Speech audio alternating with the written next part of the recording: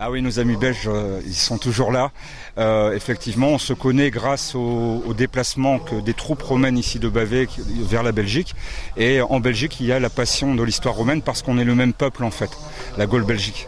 Beaucoup de Belges étaient donc venus visiter le village romain de Bavay, mais des Belges on en retrouvait aussi parmi les figurants.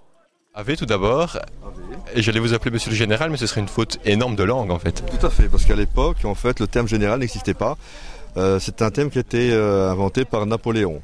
Donc à l'époque, un général romain était un légat. Un légat, c'était un sénateur, ou alors je dirais quelqu'un qui était un ami proche, très proche de l'empereur.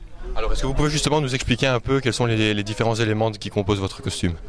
En fait, les légats disposaient d'une cuirasse musclée, un petit peu comme les Grecs l'avaient, mais avec beaucoup de décorations, signe de son importance militaire et politique. Une tenue pas vraiment adaptée à de fortes chaleurs et pourtant, hier après-midi, le thermomètre était proche de la barre des 30 degrés. Alors, avec une météo comme celle d'aujourd'hui, ça va, c'est pas trop difficile à supporter ? Quand même, je dois quand même avouer que c'est un peu pénible, mais bon, on est là pour se faire plaisir et pour faire plaisir au public également. Organiser une fête gallo-romaine à cet endroit bien précis n'est évidemment pas un hasard. Bavay était en fait le point de départ de nombreuses voies romaines. Oui, tout à fait, c'est le carrefour des Nerviens. Donc vraiment, Bavay était un carrefour très très important dans l'Empire romain et il y a eu énormément de batailles sur Bavay et vous avez encore ici des vestiges dans le site archéologique. Nous essayons de faire découvrir de plus en plus à la population parce que c'est très très important, oui, tout à fait. De 27 avant Jésus-Christ jusqu'à 476, des combats de gladiateurs et des courses de chars étaient fréquentes. Souvent, ces événements étaient précédés d'une pompa, une sorte de procession qui, 2000 ans plus tard, était de retour à Bavay. La pompa, c'est quelque chose qui se fait assez fréquemment dans les fêtes romaines. Et la particularité de cette fois-ci, c'est qu'effectivement, on avait dans cette pompa un lit à porteur.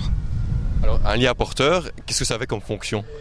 Alors le lit à porteur en fait a été conçu pour déplacer les notables de Rome de façon à ce qu'ils ne soient pas vus grâce à des rideaux qui permettaient un habitacle composé de rideaux et on traversait Rome comme ça, c'était beaucoup plus facile qu'en chariot.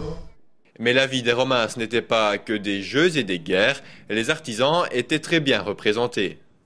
Il y a aussi beaucoup de gens passionnés qui vont rechercher les métiers d'autrefois et notamment de l'Antiquité, puisque grâce aux fouilles ici à Bavay, on a retrouvé énormément d'objets archéologiques et on tente de les reproduire de façon à l'ancienne, on va dire.